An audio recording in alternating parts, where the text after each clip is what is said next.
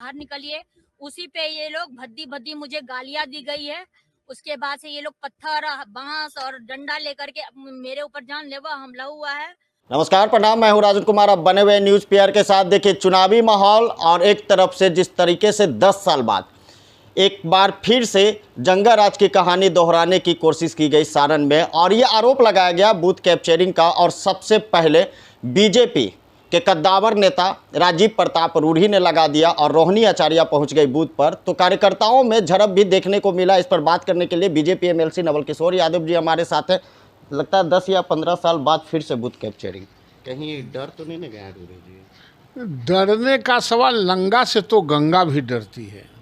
इसका मतलब गंगा अपने स्थान छोड़ के नहीं चली गई, अपने स्थान पर ही है।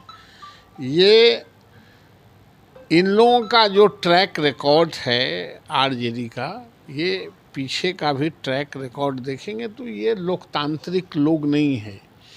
ये दूसरे के मतों का हड़प के उपयोग करा लेना चाहते हैं और सत्ता में सुख सुविधा के लिए, परिवार के सुविधा के लिए ये करना चाहते हैं।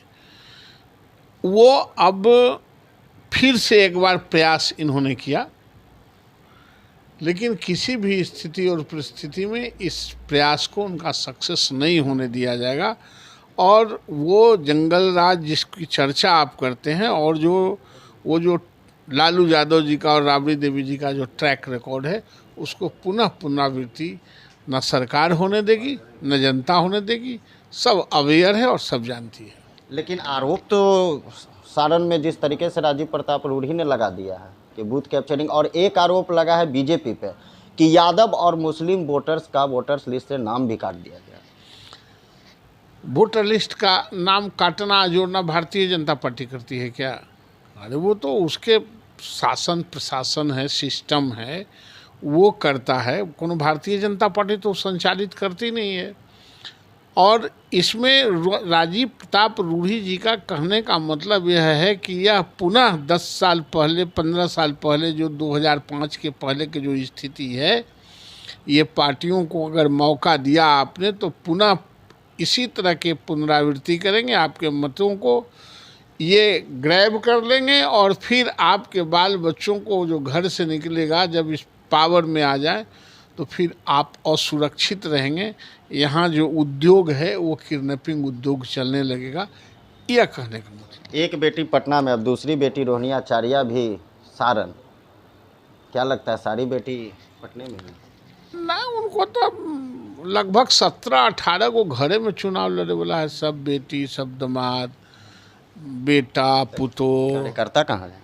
कार्यकर्ता के क्या जरूरत है ओकरा में?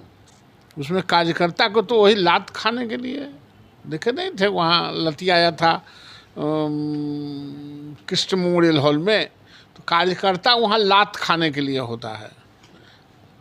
तो वो तो 18 सीट तक तो उसको अपने है, और फिर एलआई पार्टी है, इसलिए कार्यकर्ता की कोई ज़रूरत आरजेडी में नहीं है। डरे हुए लोकतंत्र की हत्या की जा रही है। हमें न्याय चाहिए। हमारे 3 कार्यकर्ता को गोली मारी गई है, जिनमें से 2 की मौत हो गई है।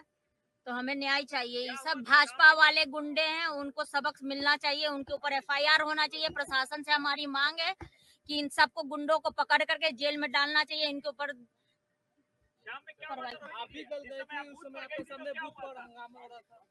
एज अ कैंडिडेट हमको अधिकार है हर एक बूथ पे। आप लोग भी सब कोई थे मेरे साथ वहाँ पे। हम बूथ लूटने गए थे देखने के लिए कि कितना पोलिंग हुआ, क्या हुआ। उसमें से एक ये जो भाजपा वाले जो गुंडे हैं वो बैठे हुए थे अंदर में। उनसे पूछे हम कि आप वोट डाल दिए, तो बोला कि हाँ डाल दिए। तो हम फिर अंदर क्या करने, आप बाहर निकलिए। उसी पे ये लोग भद्दी भद्दी मुझे गालियां दी गई है। उसके बाद से ये लोग पत्थर, बांस और डंडा लेकर के मेरे ऊपर जानलेवा हमला हुआ है। और उसके बाद से मेरे कार्यकर्ता को आज सुबह सुबह मार दिया गया है।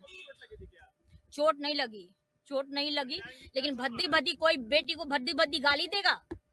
कौन दिया उनको अधिकारी? भाजपा वाले गुंडे को। हताशा में है क्या?